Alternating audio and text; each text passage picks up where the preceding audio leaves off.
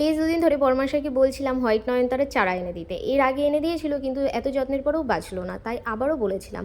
তাই তোমাদের দাদাভাই আগের দিন অফিস দিয়ে আসার সময় মনে করে এতগুলো এনে দিয়েছে, 7টার মতন আছে। আর এই দুটো আন্টি এনে দিয়েছে আজ, অন্য কালারের বললো, দেখা যাক যদি বাঁচাতে পারি, বোঝা যাবে কি। তো চলে আসলাম আমার পুচকু বাগানে, এসে দেখি বৃষ্টি, আর কিচ্ছু করা নেই। এই শেডের নিচে বসেই আমার আজকেই সমস্ত কাজ কমপ্লিট করতে লাগবে, কারণ কালকে দিয়ে 4-5 দিন মাটি টাটি কিচ্ছু খোঁড়া যাবে না। আমার গাছ ভীষণ ভালো লাগে, তা বলে এমন না যে 700-800 টাকা দিয়ে গাছ কিনে সেই গাছই আমার লাগাতে লাগবে। এই যেমন ধরো নয়নতারা গাছ আমার ভীষণ ভালো লাগে, খুব ইচ্ছে নানান কালারের নয়নতারা থাকবে আমার কাছে। আর তোমাদের দাদাভাইকে যদি বলি রাস্তার ওই সাইডে একটা গাছ দেখেছি এনে দেবে, ঠিক মনে করে তুলে এনে দেবে, এমন ধরনের উনি। আর এবার গাছগুলো আনার সাথে সাথে আমাকে এটা বলেছে যে সব কটা গাছ কিন্তু বাঁচাতে হবে, তো দেখা যাক কি হয়। এই গাছগুলো সাধারণত অযত্নেই বেড়ে ওঠে, আর আমি এইবার এত বেশি যত্ন করছি তারপরেও টেকাতে পারছি না। হাইব্রিডের গাছগুলোই বেশি সূক্ষ্ম হয় এটাই জানতাম, কিন্তু দেশিগুলোও এমন হয় জানতাম না। তো যাই হোক, এইবার সব গাছ কিছুদিনেই শেডের নিচেই রাখবো।